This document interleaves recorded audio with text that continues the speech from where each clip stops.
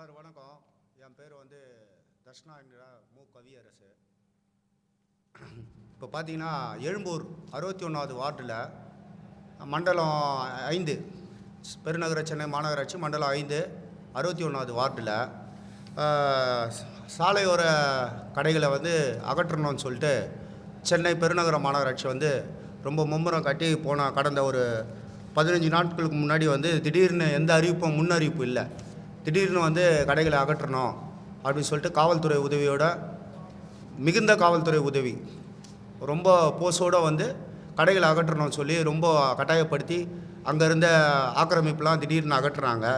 அப்போ அங்கே பார்த்தீங்கன்னா ஒரு 5க்கும் மேற்பட்ட பங்கு கடைகள் இது கிட்டத்தட்ட ஒரு 40 ஆண்டு காலமாக அங்கே செயல்பட்டு வருது. நீதிமன்ற உத்தரவில் ஊனமுற்றோர்கள் அவங்க போய் நீதிமன்றத்தை அன்றைக்கி கமிட்டிலாம் கிடையாது. நீதிமன்றத்தை அணுகி சாலையோர வியாபாரிகள் நடைபாதை அந்த ஓரம் ஊனமுற்றோர்கள் பங்கு கடை எடுத்து நடத்தி வந்தாங்க. இது நடத்தி வரும்போது மாற்றுத்திறனாளிகள் நடத்தி வந்தாங்க. இந்த இடத்துல இப்போ திடீர்னு மாநகராட்சி அகற்றணும் அப்படின்னு சொன்னதுக்கு நாங்களாம் போய் வெற்றி நடை சிறுகடை வியாபாரிகள் சங்கம் சார்பாக தலைவர் அவர் தலைமையில் நாங்கள் போய் மாநகராட்சி அணுகி எந்த விஷயமா இதுக்கு உடனடியாக அகற்றணுன்றீங்க, பாவம்ல அவங்க மாற்றுத்திறனாளிகள் அவங்க வாழ்வாதாரம் பாதிக்கப்படுமே அப்படின்னு சொல்லி கேட்டதுக்கு அவங்க என்ன சொல்கிறாங்க, மாநகராட்சி ருக்மகாந்தன் என ஒரு வழக்கறிஞர் இந்த நீதிமன்றத்தில் வழக்கு போட்டு வியாபாரம் செய்யக்கூடிய பகுதி தடை செய்யப்பட்ட பகுதி ஏன்னா மாநகராட்சி கமிட்டி அமைச்சு தேர்தல் நடத்திட்டாங்க. அது அதனால் இந்த இடத்த அவர் நீதிமன்றத்தில் உத்தரவு வாங்கியிருக்காரு, உடனடியாக அகற்றணும் அப்படின்னு சொல்லி நெருக்கடி கொடுத்தாங்க. இந்த ருக்மகாந்தன் யாரான்னு பார்த்தீங்கன்னா அதே 61வது வார்டில் கடந்த கால ஒரு 2011 திராவிட முன்னேற்ற கழக ஆட்சி நடக்கும்போது காங்கிரஸ் கவுன்சிலர் அவர். அதுக்கப்புறம் இப்போ காங்கிரஸ்லேருந்து விலகி திராவிட முன்னேற்ற கழகத்தில் இருக்கார். இப்போ கவுன்சிலர் கிடையாது. அவர் கவுன்சிலராக இருக்கும்போது அவர் வார்டில் யார் அவருக்கு ஒத்துழைப்பு வேறு ஏதாவது உதவிகள் செய்ய மறுத்தாங்களோ அவங்களெல்லாம் இப்போ அவர் வழக்கறிஞர் ஆனோனையும் பெட்டிஷன் போட்டு கோர்ட்டு மூலிமா துன்புறுத்தி வர்றாரு ஆர்டர் வாங்கி. இப்போ என்னென்னா கோர்ட் ஆர்டர் அவர் வாங்கினது தப்பு இல்லை, இன்னும் கமிட்டியே இடங்கள் சரியாக கன்சல்ட் பண்ணாமல் தடை செய்யப்பட்ட பகுதி வியாபாரம் செய்யக்கூடிய பகுதின்னு சொல்லி போன ஆட்சியில் அவசர கோலத்தில் பண்ணிட்டாங்க. இப்போ என்னன்னு பார்த்தீங்கன்னா அது நிறைய மாற்றக்கூடிய விதத்தில் இருக்குது. மாண்புமிகு முதலமைச்சர் அவர்களுக்கு நாங்கள் கோரிக்கை விடுக்கிறது என்னென்னா, பெருநகர சென்னை மாநகராட்சியில் தலையிட்டு இந்த சாலையோர வியாபாரிகள் இந்த கடைகளுக்கு இந்த கடைகள்லாம் கவனத்தில் கொண்டு ஏற்கனவே அறிவிக்கப்பட்ட வியாபாரம் செய்யக்கூடிய பகுதி தடை செய்யப்பட்ட பகுதி என்று பட்டியல் இருக்குது. அந்த பட்டியலை மாற்றி அமைக்கணும். அதுக்கு அந்த சம்மந்தப்பட்ட இப்போ நம்ம பெருநகர சென்னை மாநகராட்சியை பார்க்குற அமைச்சர் அவர்கள் தலையிட்டு உடனடியாக இந்த லிஸ்ட்டுகளை ஒன்று பெருநகர மாநகராட்சி தேர்தல் அடுத்த தேர்தல் வர வரைக்குமாவது தள்ளி போடணும். ஏன்னா இவங்க கன்சல்ட் பண்ணுறதுக்கு இல்லை இப்போ அவசர கோலத்தில் இதை நடவடிக்கை போன திமுக ஆட்சியில் இதை கடன்னு பண்ணிட்டாங்க. மக்களுக்கு எந்த ஒரு இதுவும் இல்லாமல் கமிட்டி மெம்பரை கூட கேட்கல, கன்சல்ட் பண்ணல, உடனடியாக அவசர கோலத்தில் பண்ணிட்டாங்க. நிறைய இடத்துல பார்த்தீங்கன்னா கொளத்தூர் தொகுதியில் பார்த்தீங்கன்னா 85 வியாபாரிகள் 45 தெருவில் வியாபாரமே செய்யக்கூடாது அந்த மாதிரி பண்ணி வச்சிட்டாங்க. அதெல்லாம் முறைப்படுத்தணும். ஏன்னா வியாபாரிகளை கன்சல்ட் பண்ணோம். ஏன்னா இந்த தெரு இப்போ வியாபாரம் செய்யக்கூடிய மக்களுக்கு இடையூறு ஆகுது, போக்குவரத்துக்கு இடையூறு ஆகுது, உங்களுக்கு பக்கத்து தெரு கொடுக்குறோம், நீங்கள் அந்த இடத்துல நடத்திங்க, உங்களுக்கு இடம் அளந்து கொடுக்குறோம், 6க்கு 4 இடம் அளந்து கொடுக்குறோம், பங்கு கொடுக்குறோம், அங்கே முறையாக நடத்துங்க அப்படியாவது சொல்லணும். எந்த ஒரு ஆர்டரும் இல்லை.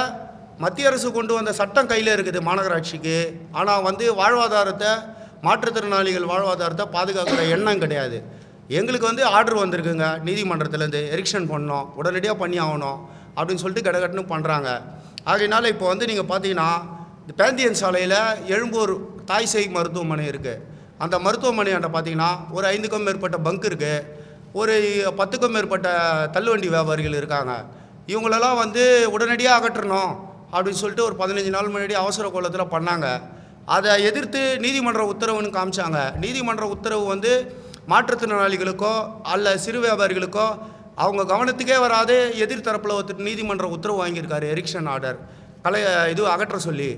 இந்த விஷயம் தெரிஞ்சதுக்கப்புறம் பெருநகர சென்னை மாநகராட்சி அவங்களுக்கு நோட்டீஸ் கொடுத்ததுக்கப்புறம் இவங்க என்ன பண்ணுறாங்க, இப்போ நீதிமன்றம் போயிருக்காங்க.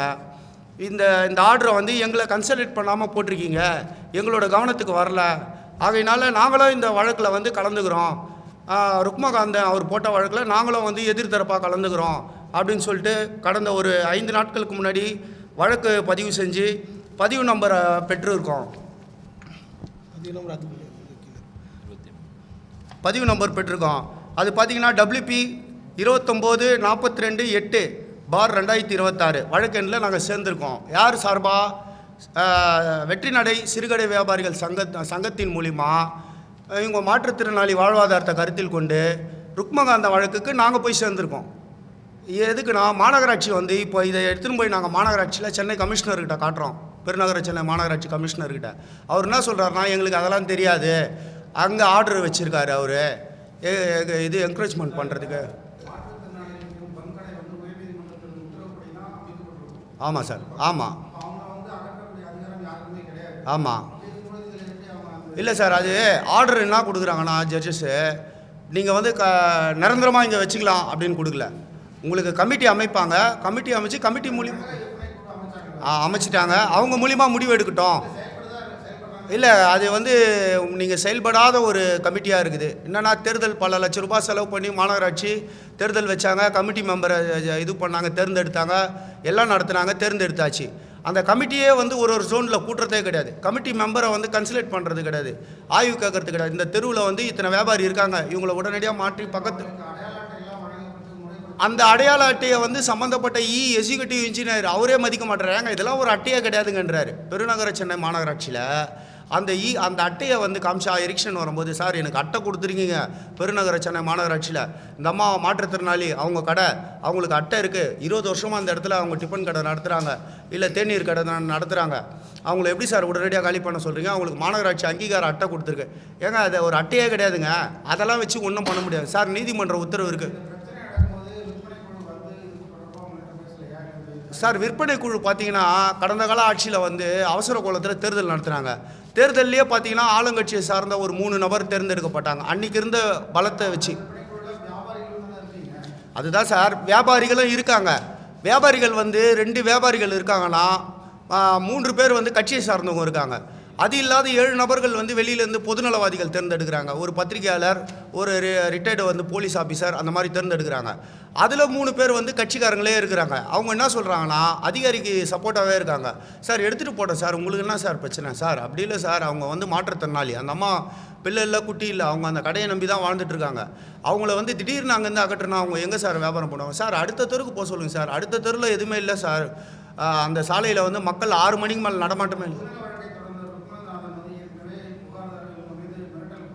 ஆமாம் சார், இது சம்மந்தமாக வந்து ஒரு தனியார் தொலைக்காட்சியில் வந்து அவர் பணம் கட்டி மிரட்டிய ஆடியோ வந்து செய்தியாக வந்திருக்கு. அப்போதைக்கு அந்த கோவத்தை வந்து அவர் வந்து காத்திருந்து இந்த மக்களை எப்படியாவது துன்புறுத்தணுன்ற காரணத்துக்காக திடீர்னு இப்போ வந்து ஆர்டர் வாங்கியிருக்காரு. அது கரெக்டு தான், அவர் வந்து வாங்கியிருக்கிறது வந்து டோட்டல் சென்னைக்கு வாங்கியிருக்காரு. ஆனால் சென்னையை அவர் புஷ் பண்ணல. அந்த ஆர்டரை வாங்கி சென்னைக்கு அழுத்தம் கொடுக்கல. அவர் எங்கே அழுத்தம் கொடுக்குறாருன்னா, குறிப்பிட்ட 61வது வார்டு எழும்பூரில் மட்டும் உடனடியாக அந்த கடைகளை அகற்றி ஆகணும், நான் தான் ஆர்டர் வாங்கியிருக்கேனே சென்னை முழுக்க அப்படின்னும் போது கமிஷனருக்கு அது அழுத்தமாகுது. பெருநகர சென்னை மாநகராட்சி கமிஷனருக்கு அழுத்தமாகுது. அவர் என்ன சொல்கிறாரு, இல்லைங்க எங்களுக்கு டெய்லி வந்து வாட்ஸ்அப்பில் செய்தி போடுறாரு, ஒன்றுமே பண்ண முடியல, நாங்கள் எடுத்து தான் ஆகணும் சார். நாங்களும் வந்து நீதிமன்றம் போயிருக்கோம் சார், நம்பர் ஆயிடுச்சு, நாங்கள் அந்த வழக்கை எடுத்து நாங்கள் வந்து உள்ளே போய் நாங்கள்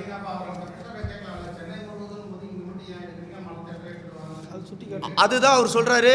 சென்னை முழுக்க கடை இந்த மாதிரி இருக்குது, ஆட்சி மாற்றம் ஏற்பட்டுச்சு, அதனால் வந்து நாங்கள் எந்த எரிக்ஷனும் இப்போ பண்ணுறதில்ல, ரொம்ப ஸ்லோ தான் பண்ணுறோம், எங்கேயோ ரேர் தான் பண்ணுறோம், ரொம்ப அதிரடியெல்லாம் பண்ணல. ஏன்னா இதில் கொஞ்சம் குளறுபடிகள்லாம் இருக்குது, பண்ணோம் சரி பண்ணோன்னு எங்களுக்கு தெரியுது.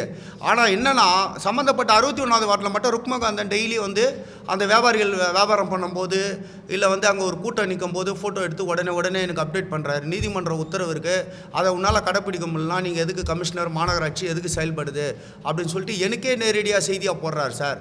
இதுமாரி அது வந்து என்னால் ஒன்றும் பண்ண முடியல. ஆமாம் சார், அது என்னென்னா இப்போ ஐயா அமைச்சர் அவர்களுக்கு நிறைய வேலை இருக்குது. நீங்கள் சொல்கிறது உண்மையான நல்ல வழி தான்.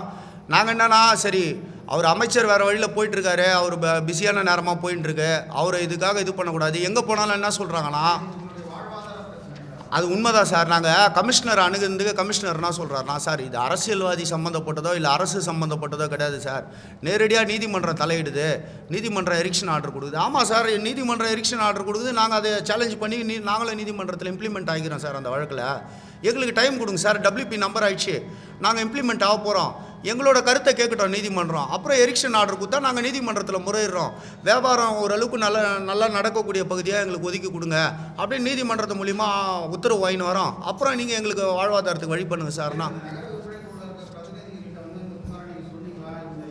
சார் சொல்லியாச்சு சார் அவங்ககிட்ட. 61 வந்து ஏற்கனவே 61 வந்து நாங்கள் வந்து அந்த கமிட்டி குழுவில் இருக்கிற நிர்வாகிகிட்ட சொல்லிட்டோம் சார்.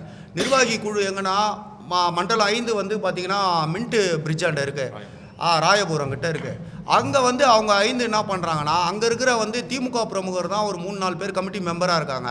அவங்க வந்து இதை கண்டும் காணாமல் அவங்களுக்கு என்னென்னா, இப்போதைக்கு வந்து தமிழ்நாடு அரசு வந்து மாற்றம் வந்திருக்கலாம், ஆனால் பெருநகர சென்னை மாநகராட்சி வந்து ஏதாவது இப்போ மேயர் அவங்க தான், துணை மேயர் அவங்க தான், இப்போ அதில் வந்து ரொம்ப இன்ட்ரெஸ்ட் காட்டக்கூடாது, எனக்கு வந்து ஊனமுற்றோர் வாழ்வாதாரம் முக்கியம் இல்லை, எங்கள் கவுன்சிலர் பேர் டேமேஜ் ஆகிடக்கூடாது அப்படின்றதுக்காக வந்து அதை வந்து கண்டும் காணாமல் கமிட்டி மெம்பர் வந்து இதை பற்றி பேசுகிறதே இல்லை சார்.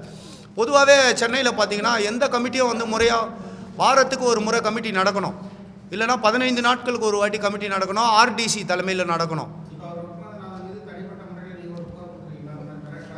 இல்லை அது மாதிரி எந்த புகாரும் இல்லை சார், நீதிமன்றத்தில் இம்ப்ளிமெண்ட் ஆகிறோம். இப்போ அவர் வந்து நேரடியாக வந்து மக்களை எதுவுமே கேட்டார்னா நாங்கள் அடுத்து வந்து காவல்துறை ஆணையர் அவர்களை அணுகி அவர் மேலே புகார் கொடுப்போம், அடுத்து பார் கவுன்சில்லையும் புகார் கொடுப்போம், அவர் வழக்கறிஞர் இருக்கிறதுனால. அதனால் வந்து இது வரைக்கும் எங்களை கேட்கல. ஏற்கனவே கேட்ட ஆடியோ வீடியோலாம் இருக்குது, அவர் கவுன்சிலராக இருந்து அதுக்கப்புறம் வந்து அந்த மாதிரி ஆடியோ வீடியோலாம் இருக்குது அது. ஆனால் வந்து இந்த கடைக்கு வந்து எங்களுக்கே தெரியாது, பெருநகர சென்னை மாநகராட்சி தான் வந்து அகற்ற வருது அப்படின்னு சொல்லிட்டு நாங்கள் நினச்சிட்ருக்கோம். அதுக்கப்புறம் கமிஷனர் அவர்களை சந்திக்கும் போது, ஆணையர் அவரை பெருநகர சென்னை மாநகராட்சி ஆணையரை சந்திக்கும் போது ஆணையரை எடுத்து காட்டுறாரு, சார் எங்களுக்கு இதில் இன்ட்ரெஸ்ட் இல்லை சார், இந்த நீதிமன்ற உத்தரவே வந்து ருக்மகாந்தன் தான் வாங்கியிருக்காரு. சார் ஆமாம் சார் வாங்கியிருக்காரு, டோட்டல் சென்னைக்கு தானே சார் வாங்கியிருக்காரு, நீங்கள் சென்னையை ஃபுல்லாக சரி பண்ணும்போது இதையே சரி பண்ணலாமா சார்? டெய்லி வந்து அவர் இந்த 61 வார்டை மட்டும் ரொம்ப அக்கறை எடுத்து பண்ணுறார் சார். ஏற்கனவே அதில் வந்து மாமன்ற உறுப்பினராக வந்திருக்காரு அவர், அதனால் அதில் ரொம்ப இன்ட்ரெஸ்ட் காட்டுறாரு சார். அவங்களோட வாழ்வாதாரம் என்ன சார், ஒரு நாளைக்கு 700 ரூபா சம்பாதிப்பாங்களா சார், எல்லா பொருளாக வித்தோட லாபம், அதில் என்ன சார் அவங்க பெருசாக பண்ணிட போகிறாங்க? எவ்வளோ கட்டிடங்கள் வந்து பெருநகர சென்னை மாநகராட்சி இடத்துக்கு உட்பட்டு வெளியே வந்திருக்கான், நீதிமன்றம் இடிக்க சொல்லுது, உடனடியாக நடவடிக்கை எடுங்கன்னு சொல்லுது, நம்ம தலையிட்டுக்கிறோமா, நடவடிக்கை எடுத்துருக்கோமா? இது வரைக்கும் இல்லை சார் அப்படின்னு சொல்லி கேட்டால் அவர் என்ன சொல்கிறார், சார் நீங்கள் ஒன்றும் இல்லை, வழக்கு எதனா ஒன்று போட்டு ஏதாவது ஒரு WP நம்பர் வாங்கிட்டு வாங்கினார். அந்த நம்பரும் வாங்கிட்டோம் நாங்கள், நீதிமன்றம் போய் வழக்கறிஞரை வச்சு சங்கத்து சார்பாக வச்சு WP நம்பரும் வாங்கிட்டோம். ஆனால் இப்போ என்ன சொல்கிறார் கமிஷனர், சார் நம்பர் வாங்கிட்டு வந்தால் நான் என்ன சார் பண்ணுறது, வழக்கு வந்துடுச்சு, இல்லை வழக்கு நடத்தி ஆர்டர் வாங்கிட்டு வரலாம், ஆர்டர் வாங்குறதுக்கு 2 வருஷம் ஆகும் சார், 1 வருஷம் கூட நடக்கும், 6 மாதங்களும் கூட நடக்கும் வழக்கு ஆர்டர் வாங்குறதுக்கு. அந்த ஆர்டரை வாங்கிட்டு வாங்க அப்புறம் வைக்க விட்றேன்றாரு. அப்போ அந்த 6 மாத காலம் என்ன சார்? ஆமாம் சார், ஆமாம் சார், அது ஆக்டிவேஷனே இல்லை சார். மத்திய அரசு கொண்டு வந்த சட்டம், மாநில அரசு அதை வந்து வேண்டா வெறுப்பாக போன வாட்டி தேர்தல் வச்சாங்க. தேர்தல் வந்து முறையாக வந்து மாநகராட்சி என்ன பண்ணியிருக்கணும், போஸ்டர் ஒட்டி பொதுமக்களுக்கு அவேர்னஸ் கொண்டு வந்திருக்கணும், வியாபாரிகளுக்கு தெரியப்படுத்தியிருக்கணும், அந்த மாதிரிலாம் பண்ணி அதுக்கப்புறம் அதுக்கு ஒரு டேட் ஃபிக்ஸ் பண்ணி அதுக்கப்புறம் நாமினேட் பண்ணி அதுக்கப்புறம் தேர்தல் வச்சுருக்கணும். அந்த மாதிரி எதுவுமே பண்ணல. அவசர கோலத்தில் நாளைக்கு தேர்தல்னால் இன்றைக்கி வியாபாரிகிட்ட வந்து சொல்கிறாங்க, தேர்தலுங்க உங்களுக்கு கார்டு கொடுத்தாங்களே ஓட்டு போடணும் காலைல வந்துருங்கன்றாங்க.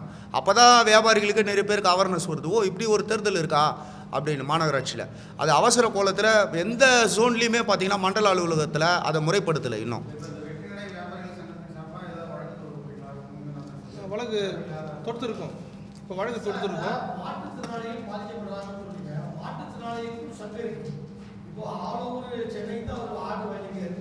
ஆமாம்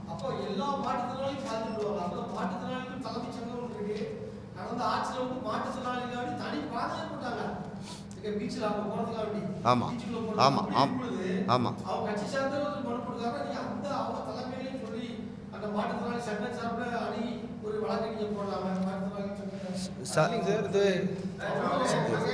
சார் சார் சொல்கிறது புரியுது. இப்போ என்னென்னா இவங்க ஒரு 5 மாற்றுத்திறனாளி தான் அங்கே பங்கு வச்சிட்ருக்காங்க. 5 மாற்றுத்திறனாளியும் ஒரு வாட்டிக்கும் அவங்க வந்து ஒரு அப்ராச்மெண்ட்டாக போகிற போக்குவரத்து செலவுக்குன்னு பார்த்தா கூட அவங்கள கரெக்டு சார் அவங்க என்னென்னா இப்போ நீங்கள் பார்த்தீங்கன்னா நீட் தேர்வு நம்ம தமிழ்நாட்டில் தான் பெருசாக இது அடிச்சு அந்த மாதிரி இந்த 61வது வார்டிலேருந்து தான் இந்த மாநகராட்சிக்கே வந்து தலைவலியாக இந்த பிரச்சனை தான் தலைவலியாக ஆக போகுது. என்னென்னா இப்போ இவங்க வந்து நாளைக்கு நாளன்னைக்கு வந்து இது சம்மந்தப்பட்ட அமைச்சரை சந்திக்கலான்னுங்கிறாங்க மனு கொடுத்துட்டு. என்னன்னா நீதிமன்றம் அவர் ஒரு உத்தரவு வாங்குறாரு, நாங்கள் ஒரு பதில் உத்தரவு வாங்குகிறோம். மாநகராட்சி என்ன பண்ணோம், 2 உத்தரவை வச்சுன்னு அவர்கிட்டயே காட்டலாம். ஏங்க அவங்களும் கோர்ட்டில் இம்ப்ளிமெண்ட் ஆகிக்கிறாங்க. அது வரைக்கும் நாங்கள் ஒன்றும் பண்ண முடியாது. அதுதான் சார் மேற்கொண்டு வந்து அவங்க அமைச்சரை சந்திக்கலான்னு இருக்காங்க, சம்மந்தப்பட்ட துறை அமைச்சரை. இதில் வந்து தாழ்த்தப்பட்ட மக்களும் அங்கே வந்து 10க்கும் மேற்பட்ட மக்கள் வந்து தள்ளுவண்டி வியாபாரம் பண்ணுறாங்க. அது துறை அமைச்சரையும் அண்ணா வன்னியரசு அவர்களையும் சந்தித்து மனு கொடுக்கலான்னு இருக்காங்க. அவர் வந்து சார் இன்றைக்கி வந்து சென்னையில் பார்த்தீங்கன்னா இன்னமும் வந்து தாட்கோல் லோன் கிடைக்காத, ஒரு கடை வைக்கிறது கூட ஒரு தாட்கோல் லோன் வழி இல்லாத வந்த எங்களோட மக்களோட பணத்தை வந்து திருப்பி அமிச்ச கவர்மெண்ட்லாம் இருக்குது. அதனால தான் வந்து தள்ளுவண்டி கடை போடுறது, ஒரு துணி விற்கிறது, ஒரு ஏதோ ஒரு வாட்ச் கடை ரோட்டில் போட்டு விற்கிறது, அந்த மாதிரி வியாபாரங்கள் பண்ணிகிட்ருக்கோம். இதுக்கும் வந்து மாநகராட்சி வந்து பெரிய கட்டிடங்கள்லாம் இன்னமும் மாநகராட்சி இடத்துல அகற்றப்படாத இருக்குது.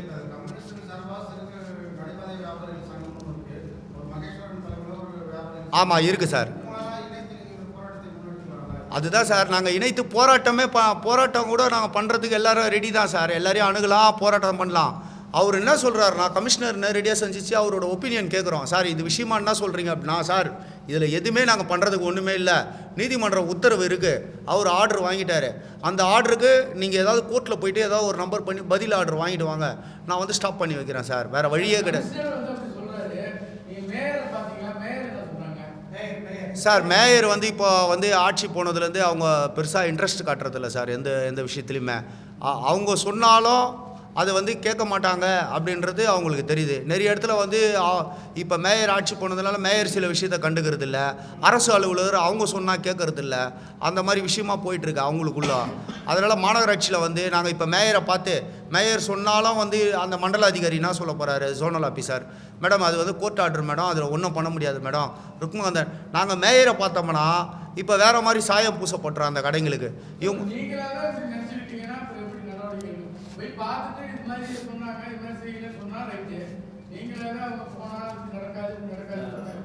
இல்லை சார், அங்கே வந்து 2-3 விஷயத்துக்கு போயிருக்கோம் மேயரை பார்க்குறதுக்கு. மேயர் என்ன சொல்கிறாங்க, நீங்கள் கமிஷனரையே பாருங்கள், இது கமிஷனருக்கான உண்ட விஷயம், வெண்டிங் கமிட்டிலாம் அவர் தான் பார்க்குறாரு, அவர் தான் தலைவர் சென்னைக்கு, நான் கிடையாது.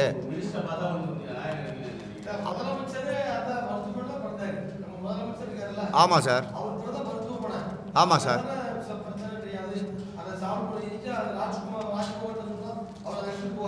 சார் இது என்னென்னா இப்போ அவங்க என்ன நினைக்கிறாங்கன்னா, கரெக்ட் தான் சார், நாங்கள் அமைச்சரை இன்னைக்கு நாளைக்குள்ளே சந்திக்க போகிறோம்.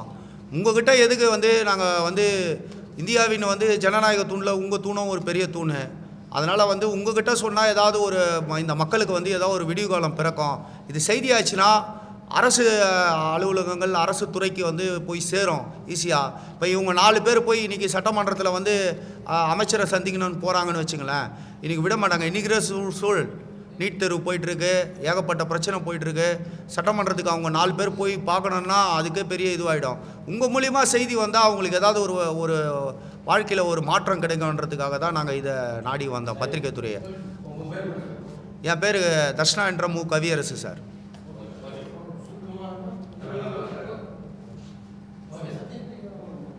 சப்ஜெக்ட் எதுனா வேணும்னா பேசிடலாண்ணா.